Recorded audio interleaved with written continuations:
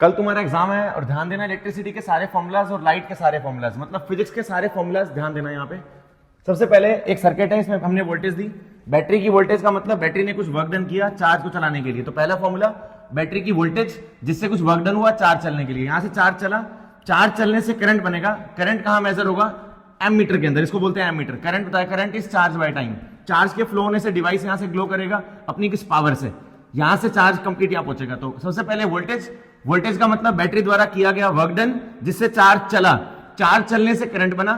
Current जाने से अब जितनी बड़ी वोल्टेज लगाओगे आप उतना बड़ा करंट होगा। तो वोल्टेज के बढ़ने से करंट बढ़ता है, इसको बोलते हैं ओम्स लॉ। यहाँ पे आर एक कांस्टेंट है। तीसरा फॉर्मूला ओम्स लॉ। उसके बाद रेजिस्टेंस का एक फॉर्मूला होता है रो एल बाई ए, याद रखना रेजिस्टेंस का एक फॉर्मूला रो एल बाई ए। आगे बढ़ते हैं हम सीरीज के लिए। सर्किट में जब रेजिस्टेंस लगे होंगे सीरीज में लगाना है formula R1 R2 R3।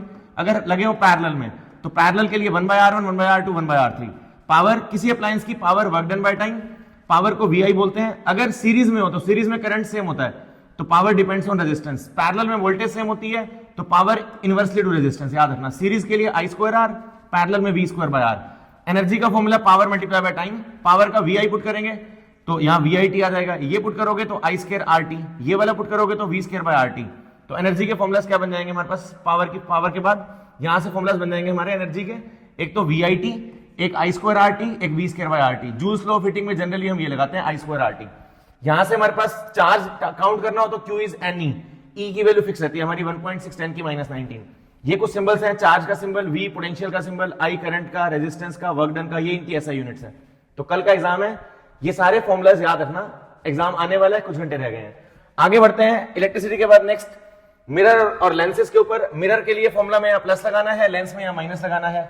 Mirror में प्लस, लेंस में माइनस, याद कर लो। प्राइम मिनिस्टर, मिरर में पॉजिटिव। उसके बाद मैग्निफिकेशन में यहाँ माइनस होता है, लेंस में यहाँ पर कुछ भी मत लगाना। Height of image by height of object ये सेम रहेगा। रिफ्लेक्टिव इंडेक्स के फॉर्मुला C/V। N1 का formula reflective index of 1 respect to 2 is N1/N2। Velocity दियो तो उल्टा होता है, 1 2 के लिए 2/1। N का formula sin I by sin R। अगर कभी ऐसा दिया हो कि एंगल I से रे अंदर एंटर कर रही है, R से अंदर जा रही है, एंगल I दिया होगा, एंगल R दिया हो तो ये लगाना।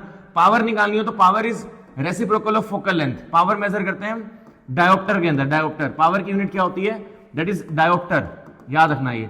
और फोकल लेंथ होती है हमेशा मीटर में, बदलना मत भूलना, इसको हमेशा मीटर में लेना है। ये पावर लेंस की होती है, और जो पावर यहां थी ये वाली, ये पावर जो होती है ये वाली, ये पावर, ये सब पावर किसी इलेक्ट्रिकल कंपोनेंट जैसे बल्ब, ट्यूबलाइट, फैन उनकी होती है। तो ये सब फॉर्मुलाज हैं एक साथ। इन सब फॉर्मुलाज को याद रखना बेटा, बहुत इंपॉर्टेंट है। प्लीज याद करना, कल एग्जाम है, अच्छे से करके आना, ठीक है। All the very best.